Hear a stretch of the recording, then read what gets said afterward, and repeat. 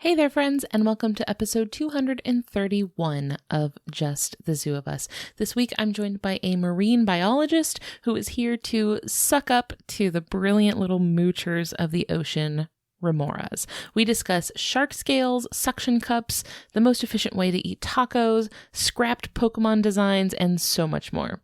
Also, just as a quick little housekeeping note, next week begins the Max Fun Drive. We have been super busy getting ready for that, which is why we are putting up 2 guest episodes in a row this week.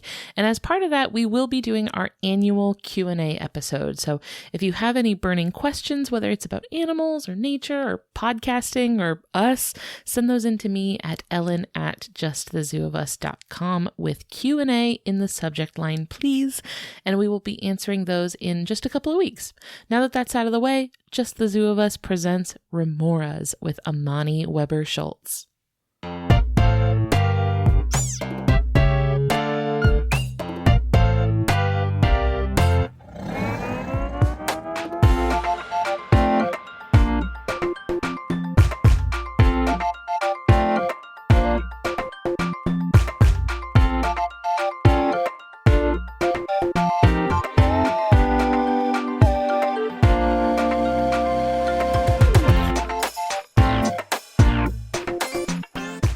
Hi, everybody. It's Ellen Weatherford. I'm here with your favorite animal review podcast, Just the Zoo of Us. I'm so excited this week. We have a really cool animal to talk about with a really cool friend. This is Amani Webber-Schultz. Say hi, Amani. Hello, I'm so excited to be here. I am so excited to talk to you. Real quick, Amani, what are your pronouns? She, her. Thank you so much. And I'm really excited to talk about this animal because, little spoiler alert, little teaser, I've met one in person, Ooh. in the wild, in their element. Can't say that for a ton of animals.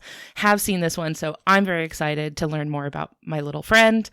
But before we talk about our little friend for this week, let's talk about you. Amani, you do some really, really awesome work out in the field with some of the coolest animals in the whole world. I think you're kind of living the dream for a lot of people, especially kids like of my age. I feel like there's a whole generation of people like about our age who wanted to be marine biologists growing up. You know what I mean?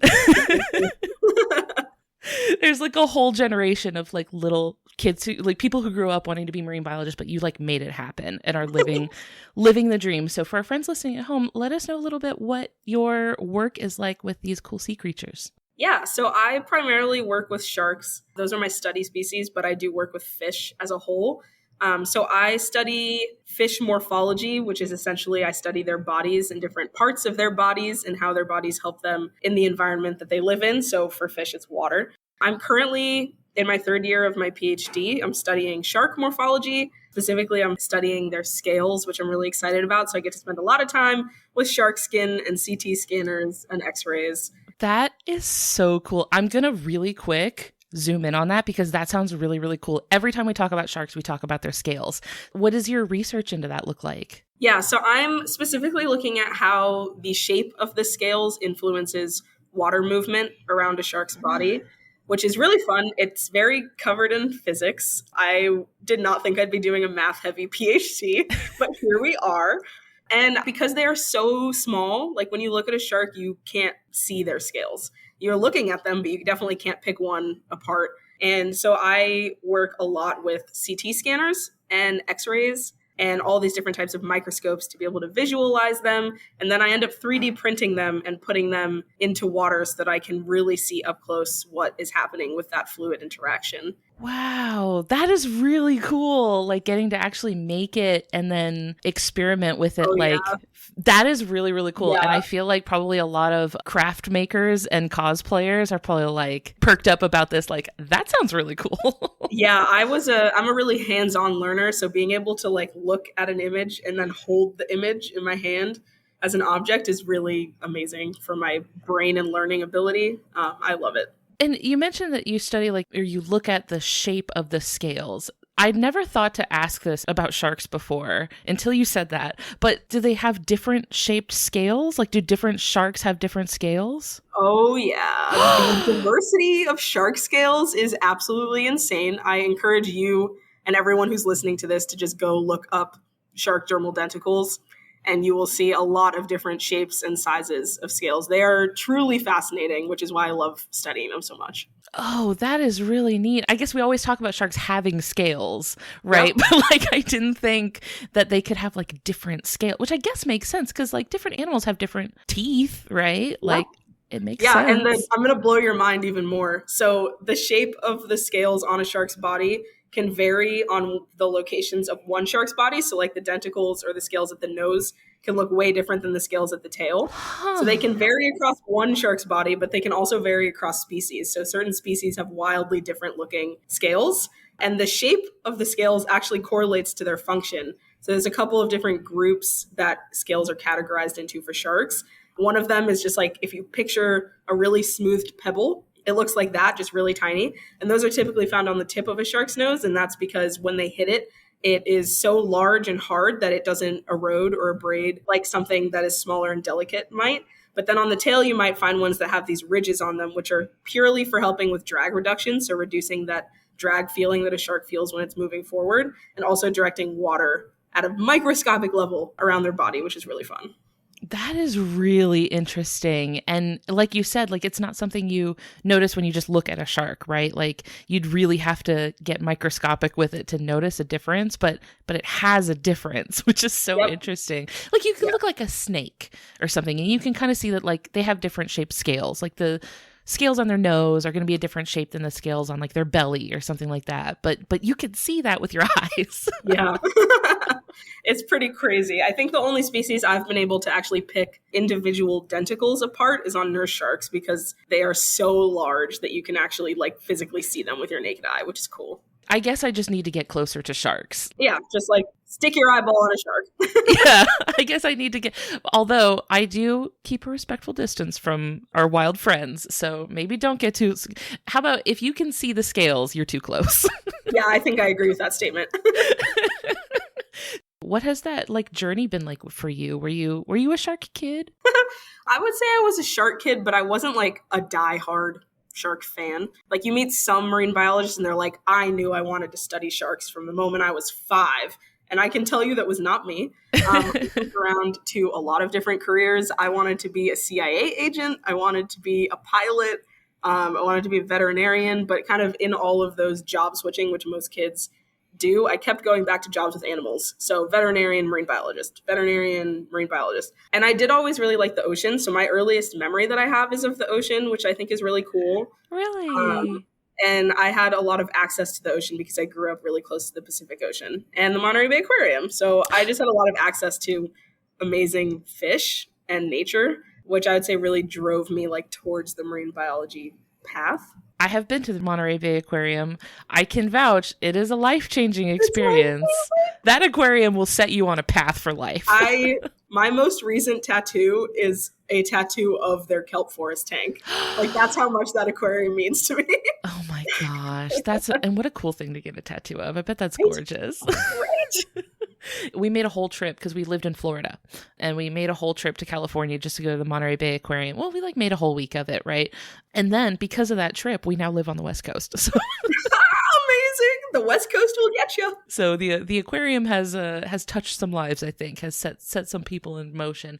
So you've gone through this journey of exploring a lot of different paths, ended up right back in the ocean, following your mermaid spirit into working with wildlife. And one of the animals that you have worked with and studied is the animal that we're going to talk about today that I'm really excited about because, like I mentioned, I had my Disney princess moment where I got to meet one in the wild, the remora. And I think that a lot of people maybe don't recognize the name and have seen pictures or something of a remora and just didn't quite know what they were looking at. A lot of times it's kind of like the secondary, it's never like the main character. It's usually like you'll see them adjacent to other bigger animals that might be getting your attention. But I would really recommend next time you see these little guys, pay attention because they're up to something.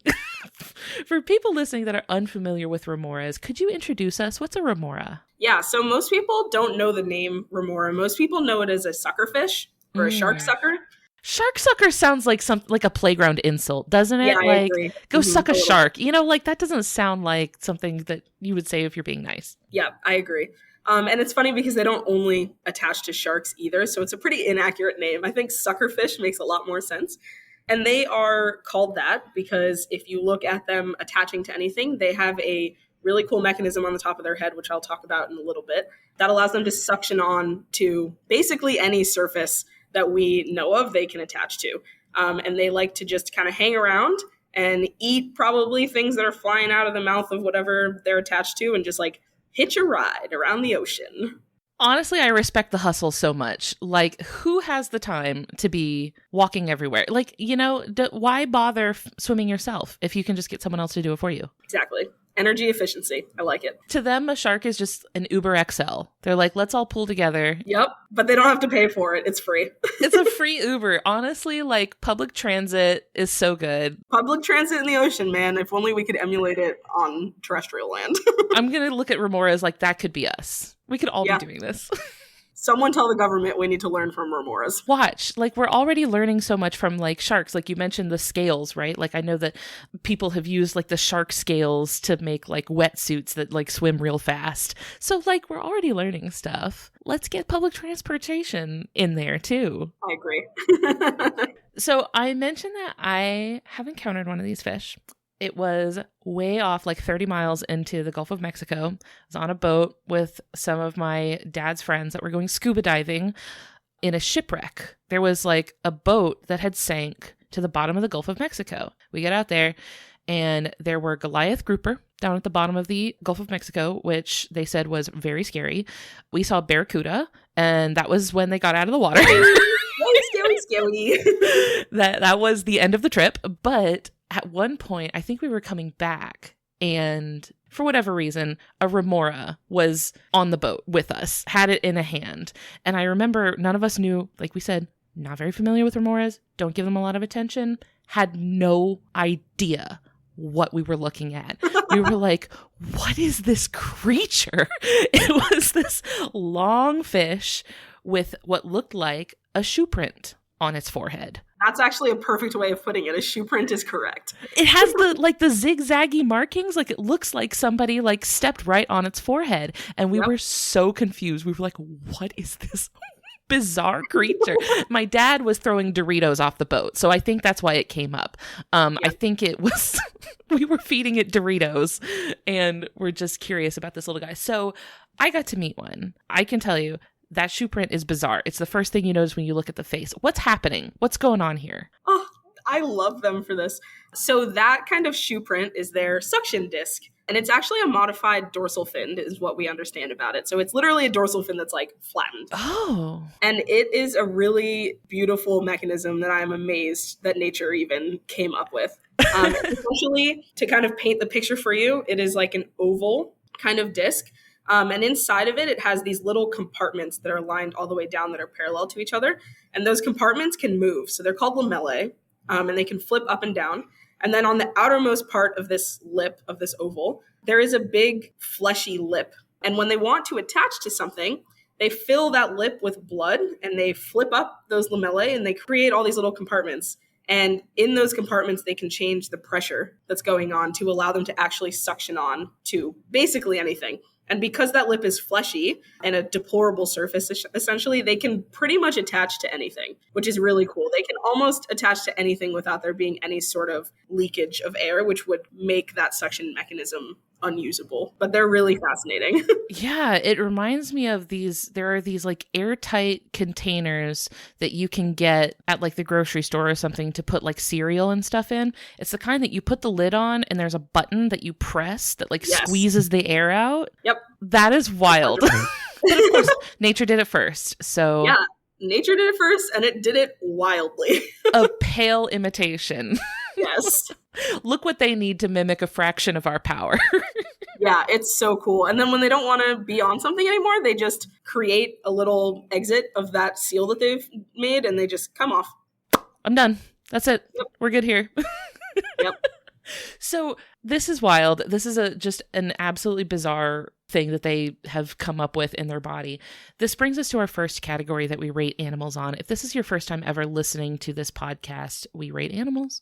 The first category is effectiveness. It's just physical adaptations, things built into the animal's body that let it do a good job of the things it's trying to do. The remora kind of has the game cornered, I think, on doing weird stuff body-wise.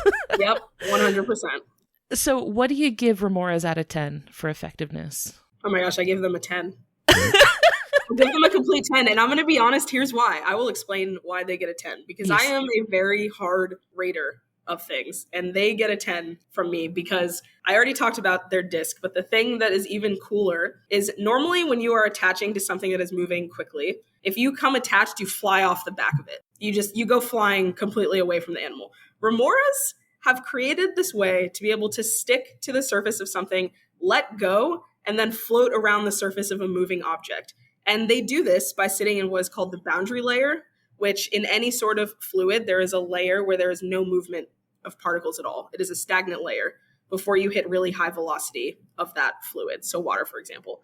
They can unstick and hover on the body of a shark and move around the body of a shark while it is swimming, and then reattach somewhere else, which is not something that, to my knowledge, anything else can do. And it is a crazy adaptation. Anyone who has ever watched a movie involving a train heist knows that this is like... This is what it is. In a train heist, they go flying off the train. Imagine if your people just unattached from the train ever so slightly and could just stay like hovering there without touching the train. What if you could just casually levitate? That is what remoras are doing. It is absolutely ridiculous. Like, they have built this body that makes them absolutely optimal for the thing that they're trying to do. And that is why they get a 10 from me. You know, when you look at the shape of them, it's very pointy. Yes. They're so long and pointy. That must be helping, right? Yeah, so there's some really interesting research going on right now on how the body shape of them essentially reduces the amount of drag that they're experiencing when they're attached to a shark. So drag is like if you're walking through a pool and I try to run in a pool, I definitely am not running as fast as I would if I was in air. And that thing that you're feeling, that pushback, is drag. So any living organism experiences that, and remoras experience that in water. Sharks experience that, everything does. And they have built this body shape that seems like it reduces the amount of drag that they're experiencing to a very, very small number, which is also incredibly insane and cool. Are they at all benefiting from this? I'm sorry, I'm going to explain something that I've only barely heard about. I don't understand very well, so this is going to be a butchered explanation. But the idea of like a draft almost, like when something is moving very, very fast and you kind of coast behind. I'm thinking of like a truck on a road or something. Right, a truck's yeah. moving really fast. You can kind of coast behind it and like there's some sort of force that will help you sort of be pulled along by the force from the truck. Is this anything?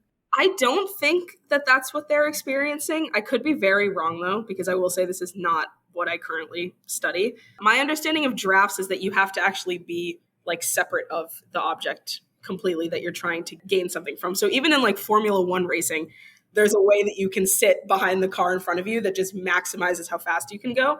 So there are sharks that do this, like basking sharks will sit kind of one behind the other. And that's because as they're eating, the water coming out goes right into the mouth of the one behind them if they sit in a specific place. But I don't think that remoras are necessarily benefiting from this when it comes to sharks. I also don't really know how much of a draft sharks have because of how streamlined they are. Right. So I guess the efficiency of the shark would not leave a lot left over for the remoras to be benefiting from. And I know that we usually associate remoras with sticking around under sharks, which I feel like if I was a fish that was not that big and not that intimidating, you might not want to be hanging around sharks all that much. Like, it seems like it's a risky move. Yeah. Do the sharks just not eat the remoras? Like, is it a relationship or like what's happening? So the term that most people use when it comes to remoras is called a parasite. Mostly because we think that they add parasitic drag to the animal. So they're adding their weight and they're adding their body shape essentially to the shape of the shark. So if you have a really streamlined surface like a line and you add a triangle on top, you are greatly changing the way that that line can move around, right? So generally speaking with remoras, they're thought of to add this kind of parasitic drag to the animal that they're on. So in all of this, we know that sharks and other species that have them attached seem to try to get them off. I think hanging around something that may or may not eat you is kind of a cost-benefit analysis. So if you're a small remora, you might be able to get away from a really large shark that maybe isn't as flexible as you or as small as you. But you also might risk being eaten. So I think they're kind of like, if I stay stuck on, I might get eaten. But if I'm not attached to anything, I have a greater risk of dying or not being able to find something to eat than if I'm attached to something. Also, maybe if they're stuck up like under the fin or like under the belly or something, I imagine there's not a lot a shark with no thumbs can do about that. No, and they certainly don't seem to attach close to the mouth. The only species that I have seen them in the mouth of is a whale shark. There is an absolutely ridiculous photo of a whale shark with its mouth open, and there are tens, probably of 20s remoras sitting inside of its mouth, which seems absolutely terrible to me. Body horror. Oh my God. And there's nothing the poor baby can do about it. He got no hands. Yeah, I don't know. He can't floss. Like, I don't know what he does. It's done. It's over for this guy. I hate that for him. That poor guy. Like, imagine if like mosquitoes and ticks and stuff only bit us like in the small of our back where our hands couldn't reach. Terrible. That's what this whale shark is living with on the daily. I mean, there's payoff in being brave, right? Like the bold, the audacity of it is paying off. Yep, I agree. Hey there, we're going to take a quick break to hear from a couple of our friends on the Maximum Fun Network. When we get back, we are rating ingenuity and aesthetics for remoras, so stay with us. Back for another game. You know it. What's going on? Just one more week till Max Fun Drive. Hard to believe. It's been a heck of a year since the last one. We're now a worker-owned co-op. We raised $50,000 for charity last year. And we've added a bunch of awesome new shows. But do you think we're ready to do it again? Absolutely. Lovely new gifts are lined up. The episodes will be amazing. And wait till everyone hears the bonus content. Yeah, plus they know to go to MaximumFun.org/newsletter, so they're getting all the news. Oh, like that meetup day is on Thursday, March 21st. Then what's bothering you? Me? Oh, nothing. We're all set for Max Fun Drive to start on Monday, March 18th. I just didn't want you to see this coming. Check. What? Hang on. Most of the plants humans eat are technically grass. Most of the asphalt we drive on is almost a liquid. The formula of WD-40 is San Diego's greatest secret. Zippers were invented by a Swedish immigrant love story. On the podcast Secretly Incredibly Fascinating, we explore this type of amazing stuff. Stuff about ordinary topics like cabbage and batteries and socks. Topics you'd never expect to be the title of the podcast. Secretly Incredibly Fascinating. Find us by searching for the word secretly in your podcast app. And at MaximumFun.org. The next category that we rate animals on is ingenuity, which is behavior, things that animals actually like doing with their body to solve problems that they face. In this case, not get eaten by sharks. That is a great, huge obstacle that they have to navigate or, perceive or navigate their environment, things like that. What do you give remoras out of 10 for ingenuity? Also a 10. It's also a 10 because even like in the case of a shark, right, where they could potentially be eaten, they've just figured out this way to hang around and probably not get eaten. They've also figured out a way to travel really long distances that their body probably wouldn't be able to. So they stick onto like way more things than just sharks. They stick onto whales. They stick onto marlin, which are basically the fastest fish in the ocean. Oh, those things are scooting. They're scooting, and remoras are just like scooting along with them. They're like, me too. Yeah, like they have essentially figured out a way to go wherever they want and spend minimal amount of energy. Like imagine if I could just levitate to California from New Jersey right now and it cost me nothing. Whenever people ask me if I would rather have the power of flight or the power of invisibility or like any sort of like, if you'd rather have this superpower, if flight's an option, it's going to be flight every time. It's flight. Yeah, it's always flight. Or it's like the ability to like disappear like and appear in another place, like time travel. Yeah, like teleport, like sort of like blink or... Not teleporting, that's what I was looking for. Like remoras are teleporting. They have warp pads. Yeah. Which it has to be kind of funny if a remora sucks onto a marlin and the marlin is going at like Mach 5. Yeah, like, and the remora's just hanging on and also probably not experiencing the crazy amount of forces that it should be just purely because of its body shape and where it can stick. Like, they are geniuses in my mind. I imagine if I was hanging on to a marlin and that thing took off, it would rip me to shreds. Like, I would be completely obliterated. Yeah, there's no shot I would be able to hold on to a marlin. And remoras are like, yeah, no problem. I can do it. I think there's also a lot of value in the way that they're sort of mooching off of the success of sharks, right? Like, not having to, like, actively hunt, but if, like, your shark buddy finds a good meal, you're set. You've got a built-in sugar daddy right here. You don't actually have to do anything. You're like, I'm going to let the other thing find me the food. I'm going to let it bring me places. I'm going to just, let it do all the work for me. The way that, like, it's kind of eating what, like, either falls out of the shark's mouth or doesn't quite make it into the shark's mouth. It reminds me of if you've ever eaten a taco and had a tortilla on your plate underneath so that all the fillings can fall into the next tortilla. And now you have a free taco, except the remora is just yoinking the taco out from underneath and getting your leftovers. Yeah, that is a perfect way of putting that. I also really miss California tacos now that we're talking about tacos. I'm up in the Pacific Northwest and it's a struggle up here. I'm sorry. Yeah, like taco trucks in the San Francisco Bay Area. I wish I could just take one and move it like a remora. Can I have a taco truck as a remora to me? What if the taco truck is like the shark and then I'm the remora? I'm the remora. And I just like attach to the underside of it and maybe travel the country with this taco truck. Yeah, 100%. The last category that we rate animals on is aesthetics. It's just how nice is this animal to look at. Whether it's cute, pretty, cool looking, however you fall in this. What do you give remoras out of 10 for aesthetics? Y'all thought you were going to get all 10s across the board for this species. I give them a 6. Okay. I think they look weird. I do not think they're nice to look at. I did pull up some photographs. Yeah. And I have been perusing them during this conversation, and some of them are rough. Yeah. Some of them are not flattering angles. No, they have an underbite, which there's nothing wrong with an underbite, but their underbite is huge. Is that what... I didn't notice until you said that. Yes. Their lower jaw extends more. The way that they are, their head, their mouth specifically is shaped is weird. They have big googly eyes. Really big googly eyes.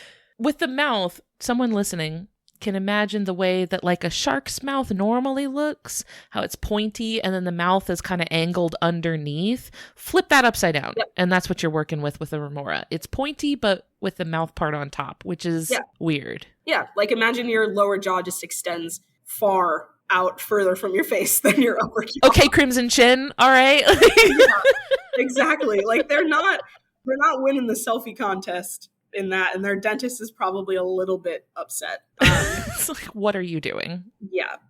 They just look weird. And then they have this disc on the top of their head, which isn't helping them. It's really cool, but it's not necessarily helping with their look. So if you, like me, accidentally come across one in the wild with no idea what you're looking at, it's unsettling. It's really weird. Yeah, it is quite literally unsettling. It is so weird if you do not know what you're looking at. And then even when you do know what you're looking at, it's like still kind of weird because it looks almost like a rib cage or something like that. But like on the outside, it's not working. No, it is so bizarre. And then when you consider the fact that the way they attach, right? So they can be essentially upside down on a shark. And so then all you're really looking at is their stomach, which like, again, aesthetics, it's not really that great of a look. It's not, you're not getting their best side. No, you're like, I feel like their best side is the top and the thing that they're giving you is not their best side. They are helped a little bit by the fact that usually you can see pictures of them or videos or something of them stuck onto a much cooler looking animal. So like, it's probably going to be a 2-for-1. Like you're going to look at the remora, but you also get to look at something like a whale shark or like a pretty whale. Like you get to look at something cool. Yeah, you're like, oh, this is a bit of a bummer. And then you see the thing they're attached to and you're like, oh, just kidding. This is amazing. But like the remoras aren't getting any of that. Maybe the average of the entire image is getting pulled up. Yes, they are skewing the results for sure. Now, I would like to talk about Pokemon for a moment. Okay. Are you familiar with the Pokemon Remoraid? I have seen pictures of this Pokemon, I believe. Does it... I What is it mean, called again? it's called Remoraid, like Remora with just I found ID at the end. Yeah. So Remoraid, I think, only behaviorally resembles a Remora in the sense that Remoraid is usually seen up underneath the fin of Mantine, manta ray Pokemon. Got it. So behaviorally resembles a Remora. How familiar are you with Pokemon? I am not a Pokemon person, full stop. I am like, got it. I had Pokemon cards as a kid because I thought they were cool, but I did not play any Pokemon games. I know nothing about Pokemon. I will make this accessible for people unfamiliar with Pokemon because there is something very interesting about Remoraid, the Pokemon. Okay. So you look at this Pokemon, Remoraid, it clearly does not look at all like an actual like Remora. It has this sort of like round body shape with very vertical fins. It doesn't look like it would really be doing what a Remora is supposed to be doing. And to make things much stranger, when it metamorphoses, it evolves Is this an octopus? into an octopus, which is to most American consumers, you're looking at this like, what is the connection here? How do you get this little Remora into an octopus? Doesn't make any sense. But the thing is, in the original sort of first drafts designs of the games, Remoraid looked like a handgun. What? The reason that the final design is kind of round shaped and has these bands alongside of it is that originally that was the chamber of a revolver. Fascinating. And Remoraid was a gun, was like just a gun that was also a fish. And so it looked like a little gun, and it was kind of inspired by an archerfish, how it would like shoot water out of its mouth as an attack. And then its evolution, Octillery, was a cannon that like fired cannonballs out of its mouth. So like a gun evolving into a cannon made a little bit more sense. Yeah. And then when they were like doing play testing and stuff for this game, they like focus grouped it. I think they were like, you can't sell kids this game where you shoot people with a fish gun. Like you can't sell American kids this game. They're not gonna like it. They're gonna be terrified. And so like, we'll just change it a little bit. And then they made it not a gun and a cannon anymore. They're like, should we make it make sense? And I'm like, no, it's fine. What the heck? That was a wild ride of a story. As a non-Pokemon person, I also, because you were like, let's talk about this, I looked it up and I saw the like evolution into an octopus, and I have never been more confused in my life. Like it doesn't make any sense because they used to be a gun. Yeah.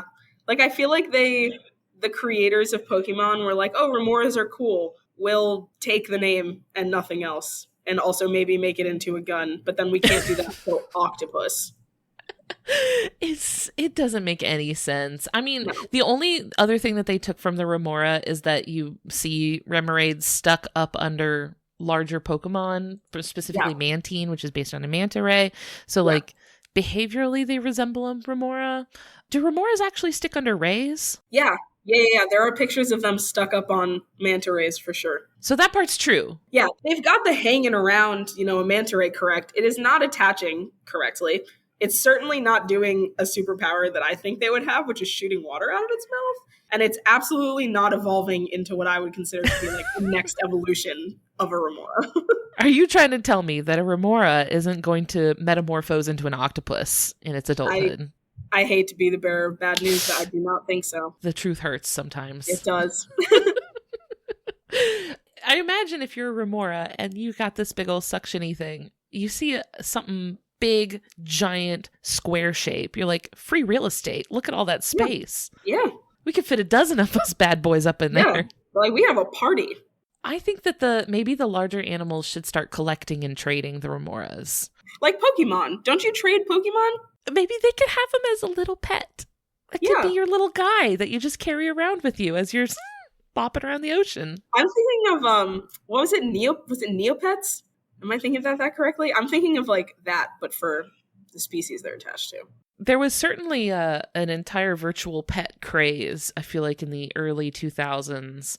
that you could definitely tie in remoras to. You're like, oh, I got a sparkly rainbow one. You want to trade it for your purple one? I don't know. Yep, exactly. Or what were the little, Tamagotchis, or like a Tamagotchi. There you go. And then the remoras are still getting their free meal out of it because you got to feed them and keep them healthy. Yeah. I never thought to think of a Tamagotchi as just a little parasite. I'm sorry to all of the millennials and older Gen Zers who are like, why are you talking about my Tamagotchis this way? They were not a parasite for me. I guess, is that not what a pet is? Like, what is a pet but just a parasite you're just cool with? Like a parasite that you love. Yeah, a parasite that you're like, yeah, this one's fine. Yeah. Amani, I have had a lot of fun learning about remoras. For people who have had a lot of fun learning from you today and want to learn more and hear your voice some more, where can our friends go next? Tell us about your podcast. Oh, yeah. So I do have a podcast, which I co-host with my friend Megan. It's called the Sharkpedia Podcast. And you guessed it, it's shark plus a encyclopedia. And we invite authors of scientifically published papers that have to do with sharks and rays and skates on. And we talk about their papers in a way that is more digestible to someone who is not a scientist in their field. So we have people on who do research and things that I don't even understand. And by the end of it, I'm like, oh, I fully understand this article. This is awesome. Oh, it's for us normies. Yeah. Yes, it is. And it's for all the scientists who are also normies and don't study that specific discipline. So it's actually a lot of fun. So that's one place that people can find me. You can also find me on social media. My universal handle is @curlybiologist. And I'm on Instagram. I have a Twitter. I don't really use it anymore. I have a TikTok, which I like kind of use, but I feel kind of old because I don't really want to learn how to use TikTok when I probably should. But you also do work with a really cool organization called MISS. And I think that anybody listening would also be really interested in checking those out. Can you tell us about MISS? Yeah, so MISS stands for Minorities in Shark Sciences. And it's a nonprofit. We do stuff all around the world that is for gender minorities of color broadly. We have a definition on our website, so you can totally go look at that and figure out if you think that you fit into that definition. But we basically just create a community of our members who identify as gender minorities of color, and we apply for grants and fundraise to give them funded marine science opportunities because marine science is very expensive to get into. And especially if you are from a financially disadvantaged background, it can be really hard to pursue a career in it. So we're just trying to create a community, but also kind of give opportunities back. And you guys have done really cool like events and like workshops. Like y'all are doing the coolest stuff out there. It looks like you're having just a grand time. Yeah, we are. I've seen that y'all do like teaching people how to do field work and... Yeah, we do a lot of things. And the thing I will say that we're doing right now is our virtual Shark Madness. So instead of March Madness, we do Shark Madness, and we post videos every day about the species that we're kind of pitting against each other. And then at the end of the month, there is a winner above all other sharks who is considered the best shark, and it is a lot of fun, and it's free to participate in. I know people got big feelings. There are some big feelings and emotions and thoughts and opinions about your favorite beautiful baby shark. Yep, 100%. Do you have a favorite shark? I don't mean to put you on the spot, but do you have a favorite shark? I do. Oh, I do though. Yes. My favorite shark is the bonnethead. I have it tattooed on my body. They are one of these smaller types of hammerhead sharks. So they're in the hammerhead family, and they are just absolutely adorable. They have these little Dalmatian spots on their bodies, which is really what got me. They're like a little shark shovel if you look them up. They often get mistaken for hammerheads, like very, very small baby hammerheads. Yep. Yeah, they are indeed a hammerhead species, but they are not what we consider to be, like, most people know what the great hammerhead is, which is that perfectly hammer-shaped giant shark. They are a little smaller version of that. They're not going to get bigger. No, that's as big as this one's getting. That's where they stop. Before I stop the recording, I did want to share a brief personal anecdote about a bonnethead that people who have listened for a long time may have heard me tell this story before, but it's okay. Years ago, way back when my husband and I were just friends, we were out on a beach with a bunch of other friends in the middle of the night. It's pitch black dark. I got my dog with me. She's a beagle. She finds a dead shark on the ground. It's a bonnethead. We thought it was a baby hammerhead. Didn't know it was a bonnethead. It was tangled up in fishing line. Seemed like maybe it had either gotten stuck or maybe someone fished it up by accident and then just left it there. Anyway, it's on the ground. And so my now husband at the time, just my buddy, Christian, he picked up the shark and he's holding it and just kind of checking it out. He's like, hey, this is really cool. Let's look at the shark. And he asked me, he said, do you know what a shark feels like? And I was like, yeah, it's like slimy and smooth, right? Like slippery. And he was like, nope, that's not it. I said, what does it feel like? He goes, I'm not going to tell you because I want you to touch it. I was like deathly terrified of fish. I was like, there's no way. And he's like, but I know you really want to know and I'm not going to tell you.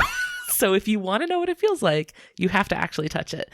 And so I've gathered up my strength, every ounce of bravery in my body, and I touched it and I felt the sandpapery roughness of it. And I was like, oh my gosh. And he told me about the scales and like got to like, cause I hadn't really spent that much time learning about sharks and he told me some really cool stuff about sharks, but was definitely like, I'm not going to tell you because I think you should face your fears and touch the shark. Yeah. Everyone refers to sharks as being smooth. They'll be like, oh, their skin is smooth when you touch it. And the thing that you're touching is not their skin. You're touching their scales. And I can tell you it is not smooth from all directions. I've heard of scientists that work with them getting like rashes and burns on their skin. Yep. I have like scars from shark skin just because of how rough it is. Like very similar to rug burn. If you go slide on your rug at home and then you get that nice red mark on your bum, that's really not great. It's that. You would hope that working with sharks, you'd get like a cooler scar. Yeah. You'd hope you would have some sort of cool gash that you could be like maybe like a cool one across your hand. You could be like, yeah, this was from the jaws of a great white. No, you're like, no, it's their skin. It's rug burn. Yeah. It's glamorous, the life of a shark scientist. Yeah. Well, Amani, I have had so much fun. Anybody listening that's had a lot of fun here today too should go scroll down into the episode description and click through those links. Go follow you, check out your podcast, check out the work of Miss. Thank you so much, Amani. We'll talk to you later. Bye. Bye. Thank you all so much for listening. I hope that we got you stuck on remoras. If you liked what you heard, I hope you leave behind some kind words for us in review on your podcast app of choice. If you want to hang out with us online, we're on Facebook, Instagram, Discord, and TikTok. Links to everything will be in the episode description. You can also send me an email at ellen@justthezooofus.com if you have a cool animal you'd like to hear us talk about on the show. Also, don't forget to send in those questions if you'd like us to answer them on the upcoming Q&A episode. We'd like to thank Maximum Fun for having us on their network alongside their other amazing shows like the ones that you heard promos for here today. You can check those out, learn more about the network and how you can be a part of supporting our show over at MaximumFun.org. Finally, we would like to thank Louis Zong for our theme music, and that is all for today. We'll see you next week. Thanks. Bye.